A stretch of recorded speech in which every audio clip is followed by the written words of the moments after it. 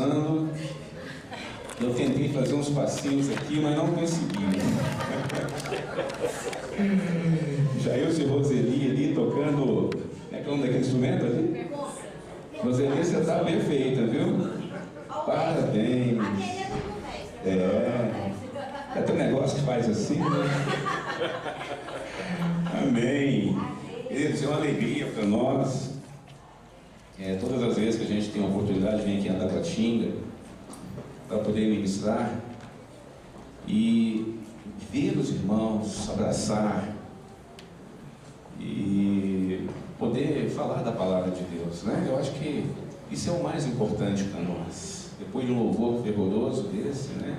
Que Deus já falou aos nossos corações também, acredito eu, né? E agora a gente vai ouvir um pouquinho da palavra de Deus. E eu sempre gosto de trazer uma palavra que traga para nós uma reflexão, porque eu acredito que se a palavra não trouxer para nós uma reflexão, né, de maneira que a gente possa pensar e refletir naquilo que Deus quer de nós, eu acho que pouco adianta. Então, independente da palavra ministrada, ou que seja o tema amor, né, ou paz, alegria, ela tem que trazer para nós uma reflexão, tem que nos tirar, né, do nosso lugar e nos fazer pensar: será que eu estou realmente cumprindo a palavra, a vontade de Deus? E aí eu quero abrir com vocês, obrigado, pastor Elton, eu quero abrir com vocês em Atos, no capítulo 2, e eu acredito que a maioria de vocês, de uma maneira ou outra, já passou por esse trecho da Bíblia, porque é muito conhecido, inclusive agora entre os dias 7 e 9, né? Tem a festa de Pentecostes, que era aqui no Cristão Norte, agora parece que não vai ser mais, né? E esse trecho vem falando exatamente isso, da descida do Espírito Santo. Vamos ler então. Ao cumprir-se o dia de Pentecostes, estavam todos reunidos no mesmo lugar. De repente, veio do céu um som, como de um vento impetuoso, e encheu toda a casa onde estavam assentados. E apareceram distribuídas entre eles línguas, como de fogo, e pousou uma sobre cada um deles. Todos ficaram cheios do Espírito Santo e passaram a falar em outras línguas, segundo o Espírito lhes concedia que falassem. E aí nós vamos ler só até o 4, e mais à frente nós vamos ler alguns outros trechos.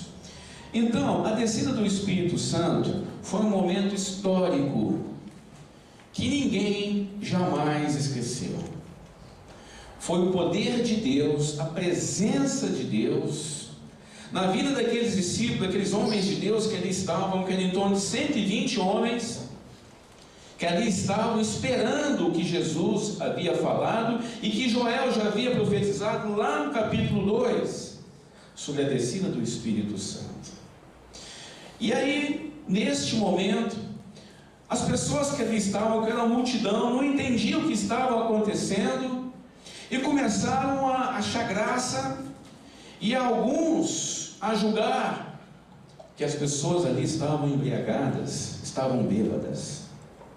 E quando Pedro então percebe, ele se levanta na companhia dos 11 e começa a dar uma explicação de que os discípulos não estavam bêbados, não estavam embriagados. Aquelas pessoas que ali estavam, elas tinham sido tomadas pelo poder, pela presença de Deus.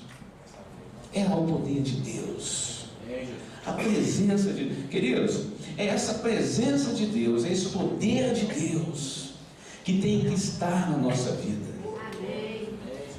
Não adianta, pobre ou rico, não importa. A presença de Deus, ela tem que se fazer constante na vida de cada um de nós. O poder do Espírito Santo tem que se fazer na sua vida constante. E isso aconteceu naquele dia. E as pessoas então ficaram sem entender, e Pedro então aproveita a oportunidade de explicar, mas ao mesmo tempo ele se levanta e aproveita a oportunidade, e depois nós vamos voltar atrás nessa palavra, e começa a pregar a palavra de Deus. Ele começa ali a fazer uma ministração da palavra de Deus.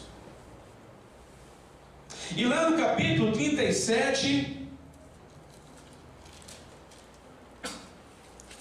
diz assim: ouvindo eles estas coisas, compungiu-se-lhes o coração, e perguntaram a Pedro e aos demais apóstolos: que faremos, irmãos? Através da oportunidade que Pedro teve, ele ministrou e pregou a palavra de Deus. As pessoas não se alimentaram e queriam saber o que elas poderiam fazer, porque elas também estavam cheias da presença de Deus. E quando nós ficamos cheios da presença de Deus, queridos, olha, o que Ele fizer conosco está feito. Você não se aguenta. Eu tenho um conhecido, daqui a pouco a gente já volta, não vou sair muito daqui para a gente não perder aqui a ideia. Ele disse para mim, inclusive trabalhava junto comigo: Gilmar, o dia que eu me conscientizei de que Deus era dono da minha vida, eu chorei o dia inteiro. Eu falei: meu irmão, é a presença de Deus na sua vida. E aí Pedro então começa a ministrar, começa a pregar, e lá no capítulo 38, diz assim: respondeu-lhes Pedro: arrependei-vos, e cada um de vós seja batizado em nome de Jesus Cristo para a remissão dos vossos pecados, e recebereis o dom do Espírito Santo. Ah, meu amigo, olha, isso é bom. Arrependei-vos, arrependei-vos. O arrependimento tem que estar na nossa vida todos os dias, de uma maneira constante. Arrependei-vos, e cada um de vós seja batizado em o nome de Jesus Cristo para a remissão dos vossos pecados. E mais à frente diz que naquele dia quase 3.000 pessoas foram batizadas, aceitaram Jesus. E eu começo a observar que nos dias de hoje se prega a palavra de Deus, às vezes um grupo aí de 100, de 20, de 200 pessoas, e dali não sai ninguém aceitando Jesus. As pessoas ouvem, e um ou outro entende, mas outros não entendem nada. Naquele dia, quase 3.000 pessoas, através de uma oportunidade que Pedro teve para poder ministrar e pregar a palavra, quase 3.000 pessoas foram batizadas. E quando nós vamos um pouquinho mais à frente, no capítulo 3 de Atos, numa pregação que todos vocês conhecem, na porta do chamada Formosa, Pedro faz uma pregação da palavra de Deus, e quase 5.000 pessoas são evangelizadas. Mas elas não foram, queridos, só batizadas, só desceram as águas, mas como dali saíram e começaram a trabalhar, começaram a fazer algo no reino, porque entenderam a palavra de Deus e começaram a trabalhar para o Senhor. Então, todas as vezes que eu tenho a oportunidade de ler esse versículo, eu quase sempre estou lendo, vem alguns pensamentos, me surgem alguns pensamentos, eu começo a me fazer algumas perguntas. Como nós temos apresentado o Evangelho às pessoas? Pensa um pouquinho, como é que você e eu, nós temos apresentado esse Evangelho às pessoas? No início era um fogo, né, da pastora Roseli? Aquele amor. E hoje, depois de 10, 15, 20 anos, como é que está? E a segunda pergunta: será que nós temos consciência do porquê que nós fomos chamados? Será que nós temos essa consciência? Será que nós temos consciência, queridos, da nossa missão nessa terra? Porque às vezes eu fico observando, as pessoas levam a vida, aqueles que conhecem a palavra de Deus, como se nada estivesse acontecendo. Como se nada estivesse acontecendo, mas no reino espiritual, no mundo espiritual, tantas coisas estão acontecendo. E nós? O que nós temos feito com as vidas que Deus tem nos dado? E ao mesmo instante eu procuro fazer, como diz o pastor Daniel, uma analogia entre o evangelismo praticado hoje e o evangelismo praticado na época de Pedro e o evangelismo dos nossos dias. Porque, queridos, pensa comigo, que homem é este? Ao entender o que Deus queria da vida dele, ele prega a palavra de Deus e várias pessoas são batizadas, várias pessoas aceitam a Jesus. O que este homem tinha de diferente de nós? Será que ele era melhor do que nós? E aí, quando nós vamos ler mais um pouquinho, caminhar mais um pouquinho no Senhor, nós vamos ver a diferença que esse homem andou com Jesus. Esse homem andou com Jesus. E quando ele anda com Jesus, ele aprende algumas coisas, não é verdade? Quando você caminha com Jesus, você aprende algumas coisas, e uma das coisas que Pedro aprendeu foi a perdoar. Não é? Como é difícil para nós perdoar. Como é difícil para nós, qualquer um de nós, queridos, perdoar. Mas Pedro, caminhando com Jesus, ele aprendeu a perdoar. Ele só não aprendeu a perdoar, como ele aprendeu também a amar o próximo, a amar as pessoas. Mas também tem uma coisa importante que ele aprendeu: a permanecer no Senhor. Amém. Permanecer no Senhor. Porque vai chegar um momento nas nossas vidas que essa permanência não vai ser tão fácil. E muitos vão desviar. Porque caminhar com o Senhor não é fácil. É renúncia todos os dias. É uma luta todos os dias. E até certo ponto, a pessoa vai dali para frente, ela não quer ir mais. E muitos desistem no meio do caminho. Muitos largam no meio do caminho. E quanto a nós? Qual, queridos, era o método ensinado por Jesus a Pedro, que fazia com que as pessoas tomassem uma decisão de servir a Jesus? Qual era este método ensinado por ele? Que as pessoas mudavam o seu estilo de vida, mudavam o seu comportamento e diziam: eu não quero ser mais aquela mesma pessoa. Daqui para frente eu quero caminhar com Jesus, mas de verdade, sem fazer curva, eu quero caminhar com Jesus. Os 12 discípulos tomaram essa decisão. E a partir do momento em que eles tomaram essa decisão, nunca mais a vida deles foi a mesma. Porque tem um preço que se paga para caminhar com Jesus. Mas alegria muito mais do que você caminhar no mundo. Pode ter certeza disso. Amém. Pode ter certeza disso. Não é que você vai ter uma vida boa, né? Quer dizer, eu digo com relação aos problemas.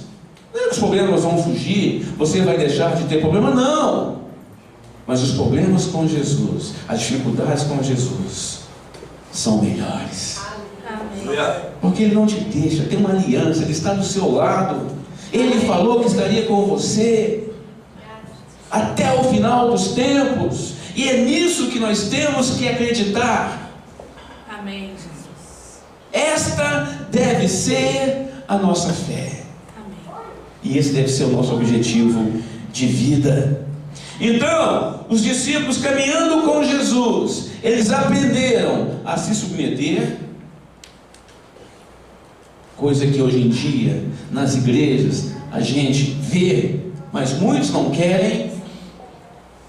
Eles aprenderam a obedecer, e nós sabemos que a obediência é um dos primeiros princípios que Deus exige de nós. Obediência. Se você não obedecer ao Senhor, e aí o Senhor coloca pessoas nas nossas vidas para nos dirigir, nós não vamos muito adiante. Amar o próximo, querido. Um dia desse o pastor Daniel ministrou uma palavra, que eu vou falar dele, que não está aqui, vou aproveitar, mas está pastor Lauzinho.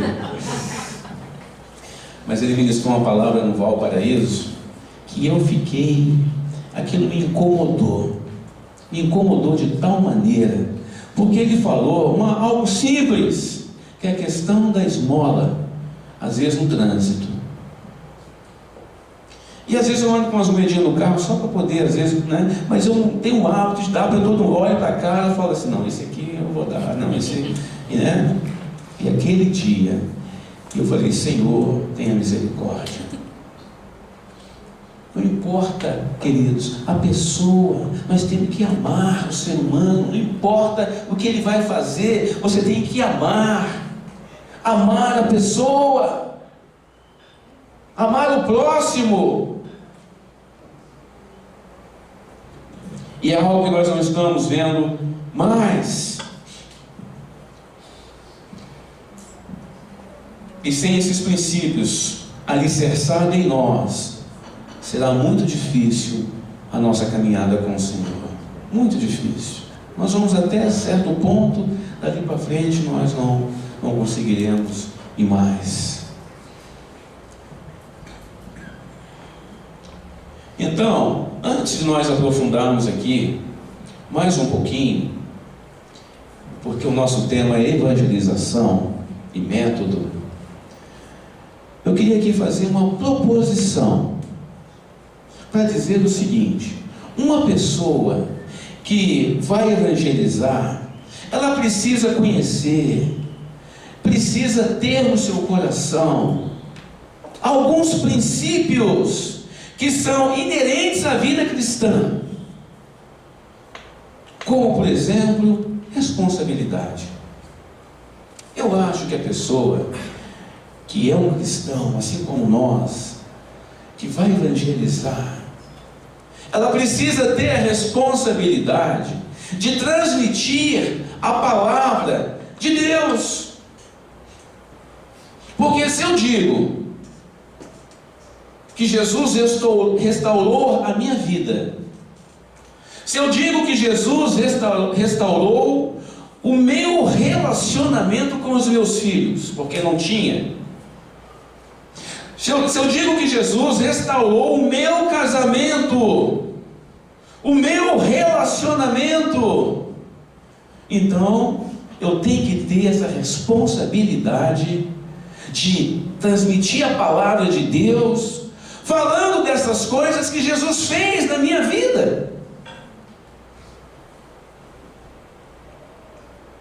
E isso diz respeito à conscientização de Cristo nas nossas vidas. Então, por exemplo, alguém pode perguntar assim, né? Pastor, mas aonde que eu vou falar de Jesus? Pode surgir essa pergunta, aonde? Queridos, na sua própria casa. Quantas vezes dentro de casa as pessoas estão perdidas e nós conhecemos a palavra de Deus e não falamos? Dentro da nossa própria casa. dentro da nossa própria família.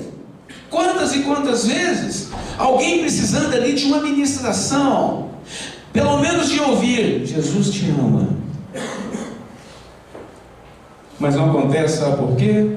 Porque muitas vezes nós estamos encrencados com um, estamos encrencados com o outro, né? E aí nós sabemos muito bem o que tem que ser feito, mas não fazemos, que é pedir perdão, se humilhar. Mas ninguém quer se humilhar.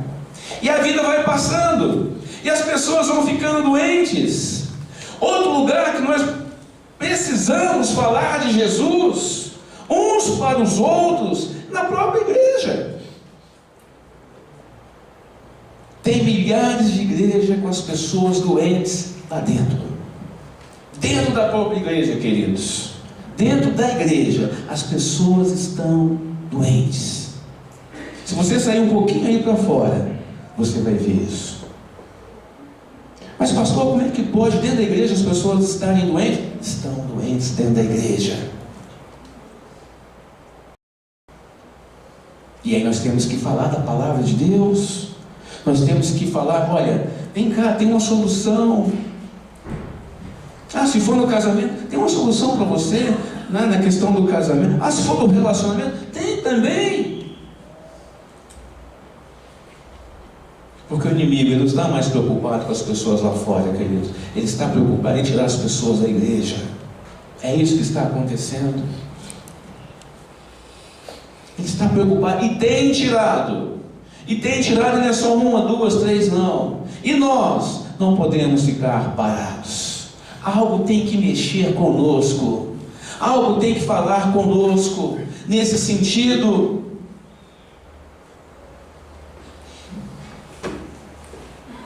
um outro lugar que nós também podemos ministrar a palavra de Deus é lá na faculdade, os jovens, na escola, no seu local de trabalho. E aí um dia desse, eu trabalho aqui agora na academia de polícia aqui do Riacho Fundo, e a gente está trabalhando lá com palestras, né, para drogados, né, e a gente sai com ônibus e aí, né, fazemos ali a palestra, os colégios, né, chamam e mandam ofício, a gente vai, ou então lá mesmo, no próprio local, no auditório, a gente ministra. O Narciso foi lá até um dia desse, né, Narciso? No Museu de Armas e tudo, e aí a gente ministra ali. E aí um dia desse, na semana da Páscoa, em abril, e eu estava lá no meu cantinho e tal, e aí a chefa, né, a diretora falou: olha, nós precisamos de alguém para poder falar alguma coisa, porque nós vamos fazer aqui, né, a comemoração dos aniversariantes essa semana, mas seria bom alguém falar alguma coisa da Páscoa e tal, não sei o quê. Aí alguém falou assim: o Gilmar é crente. Aí tudo bem, eu soube disso, né, e fiquei quieto. Aí na reunião, mais ou menos de umas 30 pessoas, lá no salão, no auditório, umas 40 pessoas mais ou menos, umas 35. Aí ela chegou para mim bem, né, assim, bem devagarzinho por trás, sem ninguém ver: Gilmar, estou sabendo que você é crente. Eu sou crente, sou pastor. Aí ela falou assim: é mesmo? Você poderia falar para nós só um pouquinho, mas não fala muita coisa não, da palavra de Deus, com relação à Páscoa? Eu falei assim: quantos minutinhos? Ela falou assim: só uns 5 minutos. Eu falei: tá bom, eu falo sim. E aí eu fiquei aguardando. Aí eu fui lá, um falou alguma coisa, outro falou outra. Aí daqui a pouco ela falou: olha, o Gilmar vai aqui trazer uma palavrinha bem curtinha para nós a respeito da Páscoa. Aí eu fui. Eu falei: não vou perder essa oportunidade. É Deus que está me dando. Queridos, foram quase 15 minutos. E olha, mas uma das coisas que eu fiz assim, falei lá no local, era para que as pessoas pudessem refletir a respeito de Deus. Quem é Deus na sua vida? Quando você olha, como é que você vê Deus? Né? E a Páscoa? O que representa a Páscoa para nós? O que representa Jesus morto na cruz? E comecei a falar. E as pessoas assim, meio que apáticas, né? Uns olhavam, abaixavam a cabeça. E eu, reflita, meu irmão, reflita. O que Jesus tem feito na sua vida? O que você tem para poder falar para Jesus? E aí fui falando. Quase 15 minutos ela olhou para mim, né? E aí eu falei, doutor, eu acabei. Como quem queria mais. O pessoal olhou assim no salão e tal. Mas o que eu quero dizer para vocês é que nós não podemos perder a oportunidade, queridos, de falar da palavra de Deus nesses locais aqui que eu falei ou em outros. O que acontece, pastora Roseli, é que lá na faculdade está assim de cristão, lá no trabalho está assim de cristão, depois eu soube que tem uns 8 lá, mas todos são agentes secretos, infiltrados no meio do povo e com vergonha de falar que Deus existe, com vergonha de ser. Por que você não fala? Porque eu não quero ser inconveniente, sabe? É? Você não quer ser inconveniente? Mas é inconveniente lá na sua casa com seus filhos, né? Lá na sua casa você é inconveniente com a sua esposa, né? Lá na sua casa você é mal educado com os seus filhos, não é verdade? Mas aqui você não pode ser inconveniente, né? Aqui você tem vergonha de falar da palavra de Deus, né? E aí, deixa eu ver se eu acho aqui. E aí, lá em Romanos, no capítulo 1, versículo 16, Paulo diz assim: não me envergonhe do Evangelho de Cristo, pois é poder de Deus para a salvação de todo aquele que crê. Tem que ter vergonha da palavra de Deus. Eu, uns anos atrás, quando eu me tornei cristão, tinha vergonha de andar com a Bíblia. Hoje eu vou para o serviço com a Bíblia. Quero saber. Não temos que ter vergonha, queridos. Na verdade, o que Deus tem feito para nós nunca vamos conseguir pagar. Isso não é para nós nos alegrarmos com isso. Se você está aqui, é Deus. Se você levantou da sua cama e veio para cá esta manhã, é Deus. Está tudo bem na sua casa, né? Sem problema de doença, não tem nada. É Deus na sua vida. Amém. E se tiver também, é Deus. Amém. É algo que nós não entendemos e muitas vezes criticamos, e diz assim: portanto, todo aquele que me confessar diante dos homens, eu o confessarei diante do meu Pai que estás nos céus. Está lá em Mateus no capítulo 10, versículo 32. Todo aquele que me confessar diante dos homens, eu o confessarei naquele dia, diante do meu Pai que estás no céu. Mas continuando aqui, eu acho que uma pessoa que vai evangelizar, ela tem que conhecer ela tem que saber que isso é um mandamento do Senhor. Ide por todo mundo e pregar o Evangelho a toda criatura. Aquele que crê será salvo, mas aquele que não crê já está condenado. É um mandamento. Ide por todo mundo. Quem é que tem que ir por todo mundo? Quem é que tem que ir por todo mundo? Somos nós. Não é verdade? Somos nós. De repente, se o mundo é ali no seu ambiente de trabalho, quando Jesus fala isso por todo mundo, pode ser no seu ambiente de trabalho. E quantas oportunidades nós temos perdido no nosso próprio ambiente de trabalho? Um dia desse, eu sempre dou um exemplo aqui, porque são coisas que acontecem, e aí eu não tenho como não falar. Um dia desse, eu estava sentado na minha mesinha, e aí um rapaz, ele é instrutor lá no trabalho, né, de artes marciais, um baita de um homem, luta monte, né, e ele ia na minha sala, olhava para mim e falava: boa tarde, bom dia e tal, tudo bem, bom dia. E aí daqui a pouco ele começou a parar e a conversar, pastor Roseli. Ele parava, eu ficava olhando para ele falava um pouquinho, embora e tal, falava: pai, que bacana e tal, ia embora. Mas eu notei que ele estava com alguma que ele estava com vontade de conversar comigo mais e mais e mais. E eu não estava dando muita atenção. Eu falei assim, eu vou parar e a hora que ele vier aqui eu vou dar atenção para ele. Aí um dia ele foi aí pegar umas cópias lá na sala e tal. Ele começou a conversar. E aí eu senti que havia algo errado naquela vida. Mas eu fiquei tranquilo, ele começou a conversar, tal. Eu falei, você mora onde? Ele mora na Vicente Pires e tal. Aí eu falei para ele, rapaz, eu moro na Arniqueira, ali né? Rapaz, começou a falar que tinha tido um problema com o filho, etc e tal. Aí eu falei, puxa vida, é agora. Eu falei, rapaz, gente, olha, trabalha com casais. Quando eu falei isso para ele, foi a senha. Rapaz, olha lá em casa o negócio é difícil. Rapaz, você precisa ver, é muito difícil. Não sei, a minha esposa, não sei não, acho que nós vamos, olha, já a segunda vez e tal. Aí começou a falar. Olha, queridos, para vocês verem como é que as pessoas estão sedentas. Nós temos que descobrir essas pessoas para trazer elas para Jesus. E aí ele começou a falar. Eu falei, rapaz, vamos fazer o seguinte, vamos lá em casa para a gente conversar? Ele falou assim, eu vou sim, você mora em tal lugar assim. Aí pegou o endereço, mandei a localização, ele foi. Ele e a esposa e os 2 filhos. Sabe que horas que eles saíram lá de casa, e ali sentado, Narciso, naquela área de fora que você foi lá e viu, sabe que horas que eles saíram? 1h30 da manhã. Mas como essa mulher chorou.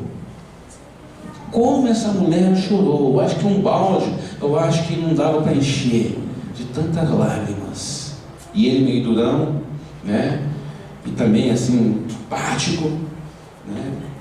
Olívia começou a ministrar na vida daquela mulher e eu fui para um canto com ele.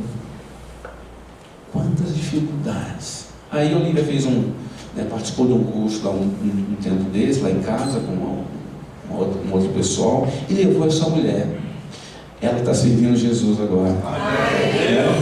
Ela está servindo Jesus na igreja e ele está ainda meio durão. A gente está conversando, porque para cada momento tem uma estratégia. Então, o que eu quero dizer para vocês é isso. Nós temos que descobrir estas pessoas nesses locais. É óbvio que você não vai ser inconveniente. Se precisar, seja inconveniente, não tem problema não.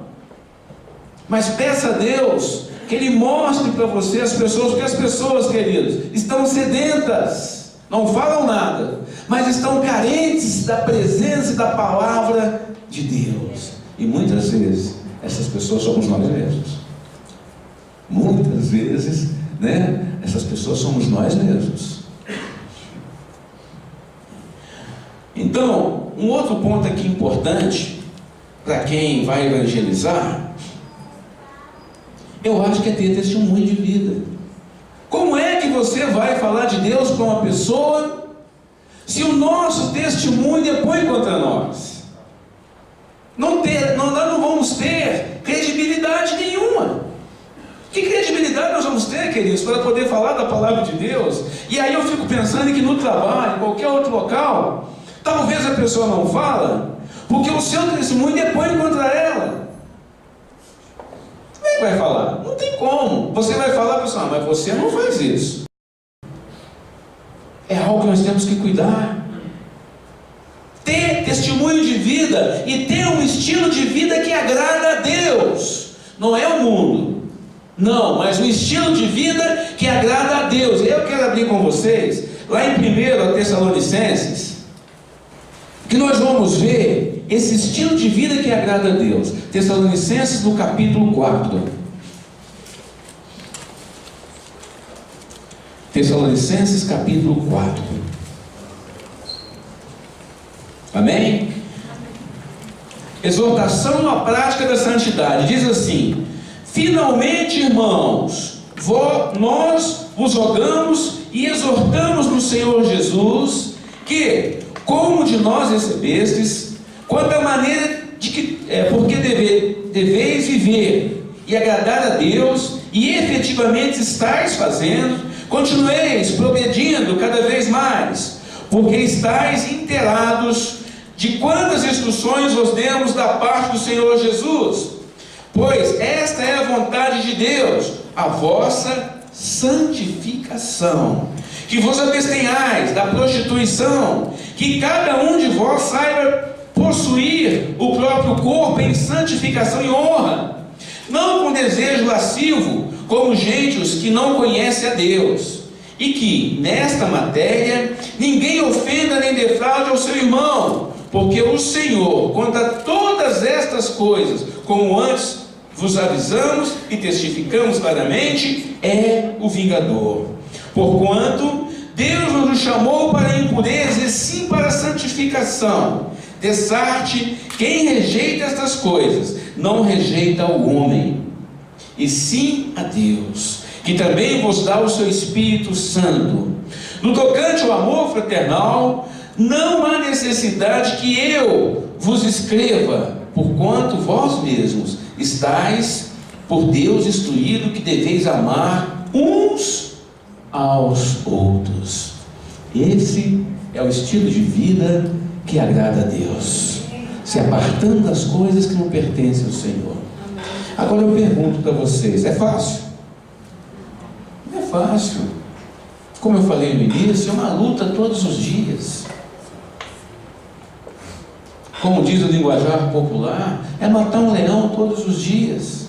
Mas caminhar com o Senhor não é fácil mesmo, não. Não é fácil.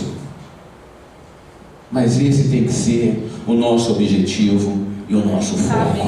Amém? E aí, eu quero aqui, daqui a pouquinho já terminar, mas eu quero,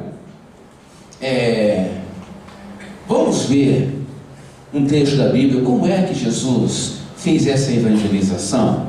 Esse trecho da Bíblia está lá em Marcos, no capítulo 3, versículo de 1 a 6. E é uma passagem muito simples, que fala do homem da mão mirrada. Mão mirrada é uma mão mais fina que a outra, é uma mão quase que atrofiada. E naquele período, o que acontecia? As pessoas que tinham um defeito físico, elas procuravam esconder de qualquer maneira, para ninguém ver o seu defeito físico.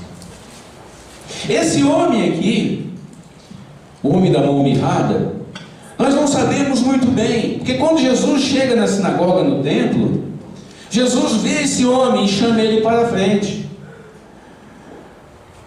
Alguns dizem que esse homem era um daqueles pedintes que ficavam na porta do templo, pedindo esmola, mas nós não sabemos se era ou não. Isso aqui que eu estou falando é apenas uma divagação, mas muito dentro do contexto. Então, Jesus chega no templo e observa esse homem. Apesar, além desse homem ter um problema na mão, era na mão direita. A mão direita, queridos, representava a mão da força, a mão do trabalho, a mão da produtividade. Então, tudo indica que esse homem, ele não produzia para a sociedade. Ele era um homem excluído da sociedade. Inativo. Não podia fazer nada. Era um homem onde a sua dignidade estava lá embaixo. Era um homem excluído, sem honra, sem nada. E havia uma discussão no texto, naquele momento, um pouco atrás, porque era sábado. E no sábado, para os judeus, sábado é o dia sabático, não podia fazer nada no dia de descanso. E os fariseus queriam pegar Jesus para ver se ele iria fazer a cura naquele dia. Aí Jesus entra no templo e vê aquele homem. Aí Jesus fala assim para ele: vem para o meio, vem para o centro. Olha a dificuldade desse homem de passar no meio do povo com aquela mão atrofiada. Olha a vergonha. Mas quando Jesus chama alguém à frente, nós temos que deixar a vergonha de lado para poder sermos curados. E Jesus então chama esse homem vai, chega lá, como se não bastasse, Jesus fala para ele, pode ler o texto, Jesus fala para ele: estende a mão. Ele vai à frente, cheio de vergonha, e agora ele tem que estender a mão.